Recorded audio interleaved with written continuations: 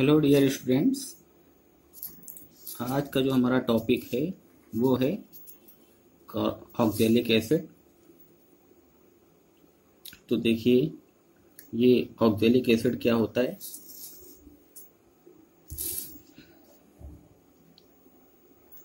इसका IUPAC name की बात करें तो देखिए यहाँ देखिए इसकी स्ट्रक्चर, ये 2 कार्बन है तो एथेन 8 होता है 2 कार्बन के लिए, और ये हमारे पास 2 ओइक एसिड लगे हुए हैं, और किस पर, पहले कार्बन पर भी दूसरे पर भी। तो एथेन 1,2 2 है डाई ओइक एसिड, है ना। Ethane 1,2 die oic acid. अब इसमें एक नोट है, इम्पोर्टेंट बात, कि मानव शरीर, जो हमारे शरीर में किडनी और गॉल ब्लैडर होता है, उसमें जो स्टोन मिलता है हमें, वो कैल्शियम ऑक्जेलेट के बने होते हैं, है ना। जो पथरी हो जाती है जिसको कहते हैं, वो किसके होते हैं, कैल्शियम ऑक्जेलेट के।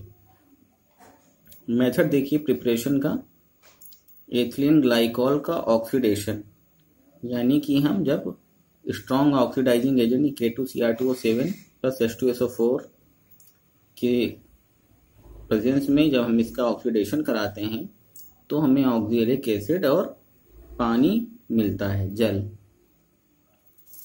लैब में प्रयोगशाला विधि, सुक्रोज चीनी का ऑक्सीडेशन कराने पर वैनेडियम पेंटाऑक्साइड उत्प्रेरक की प्रेजेंस में कंसंट्रेट HNO3 साथ में इसका ऑक्सीडेशन होता है, तब हमें ऑक्जेलिक एसिड मिलता है और साथ में वाटर बाहर होता है। इसको कहते हैं B2O5 वैनेडियम पेंटाऑक्साइड। क्लियर। अब देखिए इसकी केमिकल प्रॉपर्टीज क्या है, इसके रासायनिक गुण, उनके बारे में थोड़ा सा डिस्कशन करेंगे।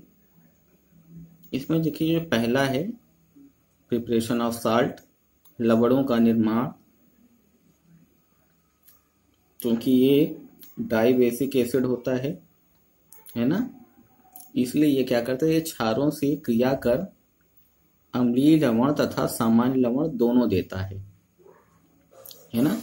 अब देखिए बेस है हमारे पास NaOH, COOH है, तो ये क्या करेगा, यहाँ से H निकलेगा और यहाँ से OH, ये -H2 के रूप में बाहर हो जाएंगे, है ना।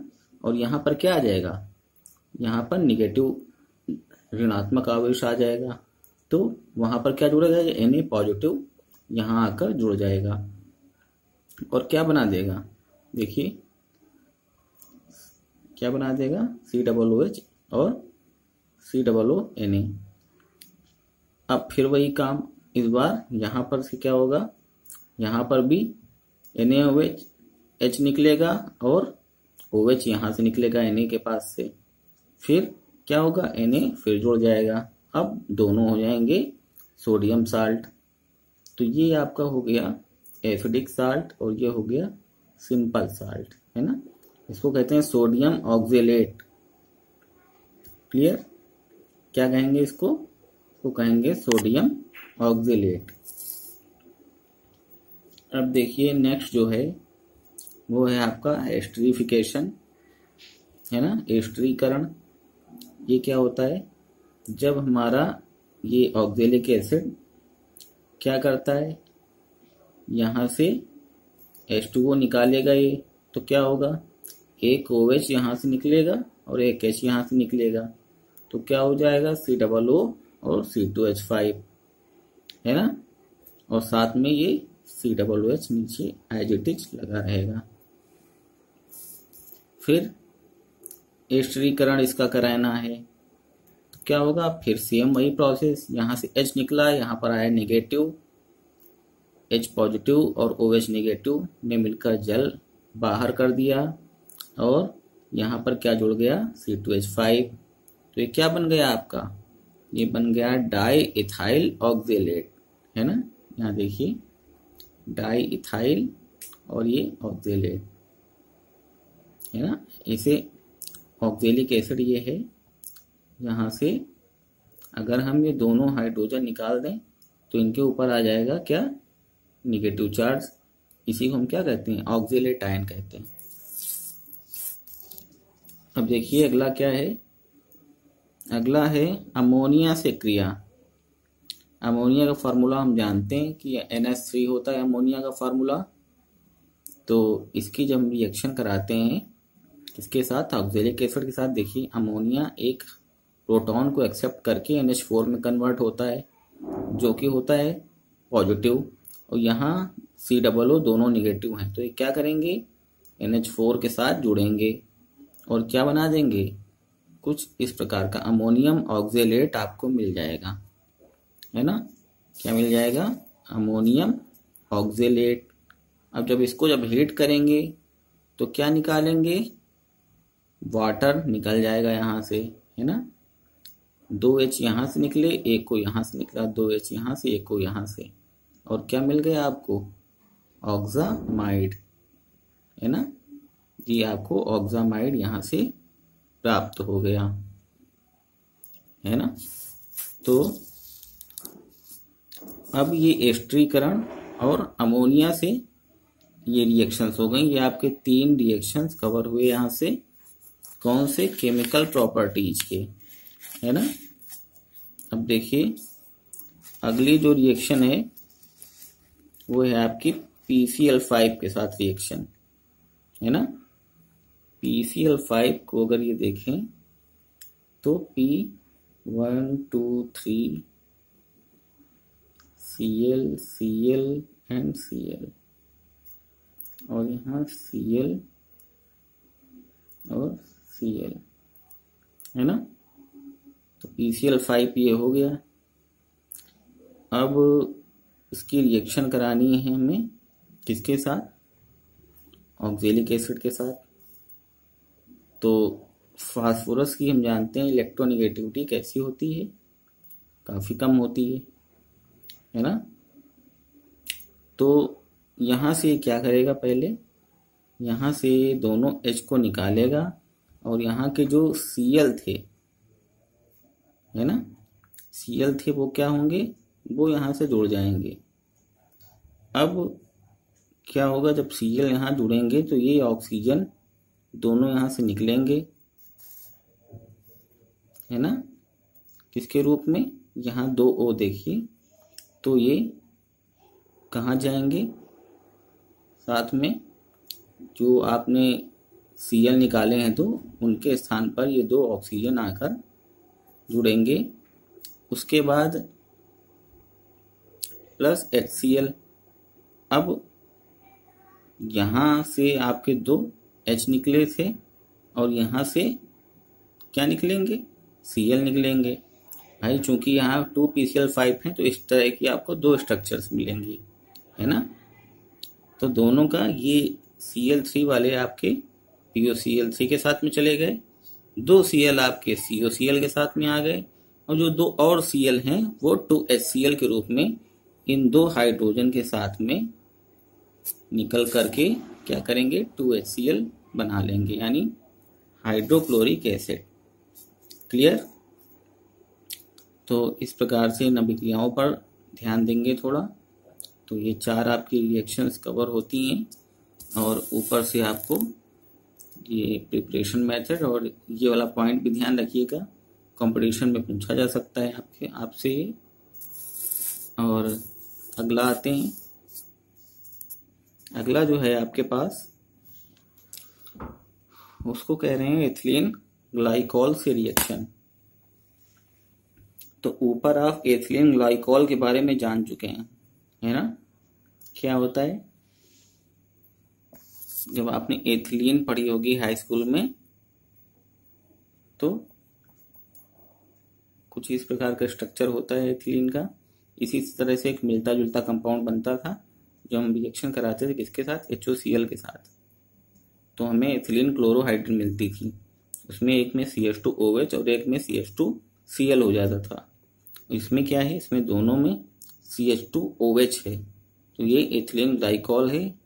इसका दूसरा नाम 1,2 एथेन डाइऑल, है ना। क्या कह सकते हैं, 1,2 एथिलीन डाइऑल। तो इसकी रिएक्शन किसके साथ करा रहे हैं, हम करा रहे हैं इसकी रिएक्शन ऑक्जेलिक एसिड के साथ, है ना। उसी की केमिकल प्रॉपर्टीज चूंकि हम लोग पढ़ रहे हैं। तो देखिए क्या होगा, रिएक्शन कराने पर यहाँ से दोनों से OH निकला, यहाँ से दोनों से H और OH मिलके 2 मॉलिक्यूल वाटर्स के निकाल देंगे। यहाँ से ये क्या कर देंगे, -2H2O कर देंगे जब इसको हम गर्म करेंगे मिला करके। तो देखिए यहाँ से क्या हो गया, अब यहाँ क्या हो जाए, OCH2CH2O, OCH2CH2O, है ना।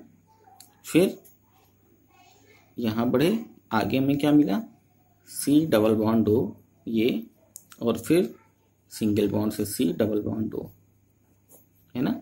यानी कि ये H2O निकालने के बाद जो स्ट्रक्चर हमें मिली, हमने उसको एज इट इज क्या कर दिया, उतार दिया। अब ये यहाँ -H2O हुआ, तो यहाँ माइनस चाहे करिए चाहे ना करिए, क्योंकि यहाँ आगे प्लस दिखाया है, तो यहाँ माइनस करने की विशेष जरूरत नहीं है, क्योंकि वही चीज आगे आपने प्लस करके दिखाई हुई है, यानी ये भी आपको अलग से मिल रहा है वाटर। तो इसका नाम क्या है, एथिलीन ऑक्जेलेट, है ना। क्या नाम है, एथिलीन ऑक्जेलेट। देखिए वही तो लिखा हुआ है, देखिए COO और CH2, फिर सिंगल बॉन्ड COO CH2, क्या है, एथिलीन ऑक्जेलेट, है ना। तो इस प्रकार से आपका एथिलीन ऑक्जेलेट बन जाता है। अब देखिए जो अगला है हमारे पास वो क्या है, इफेक्ट ऑफ हीट, है ना, ऊष्मा का प्रभाव। तो किसी पदार्थ पर ऊष्मा का क्या प्रभाव पड़ता है भाई, जैसे आप पानी लेते हैं, वाटर लेते हैं, तो वाटर को अगर हम हीट करें, है ना, तो क्या होगा, उसका वेपराइजेशन होगा, वाष्पीकरण होगा, है ना। तो वाष्पीकरण के फलस्वरूप क्या होगा, पानी निकल जाएगा उससे, और गर्म करते रहने पर एक कंडीशन ऐसी आएगी कि पूरा पानी वाष्प बन के उड़ जाएगा। तो इसी तरह जो ऑक्जेलिक एसिड होता है उसमें 2 मॉलिक्यूल वाटर के इन्वॉल्व होते हैं, तब ये इसका पूरा फॉर्मूला एक्चुअल कंप्लीट होता है।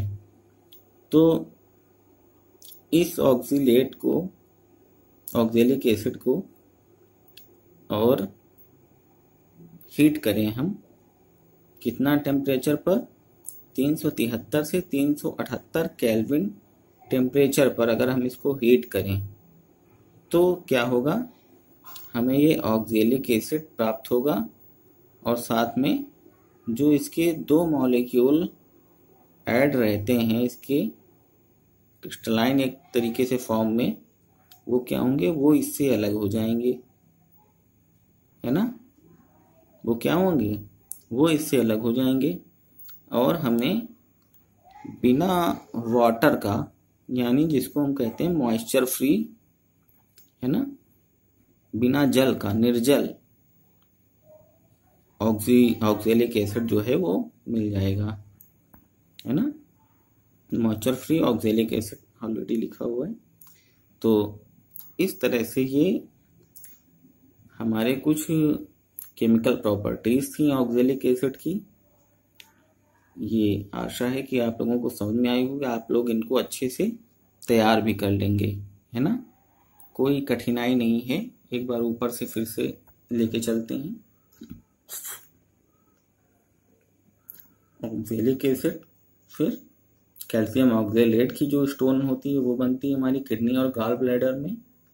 फिर बनाने की विधि, एथिलीन ग्लाइकॉल का ऑक्सीडेशन, प्रयोगशाला मेथड, साल्टों का preparation, esterification, reaction with ammonia and reaction with PCl5 and reaction with ethylene glycol and effect of heat, So these are some general methods for preparation of oxalic acid.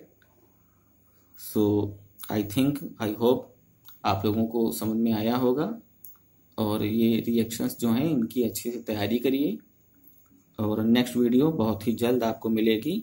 तब तक के लिए धन्यवाद।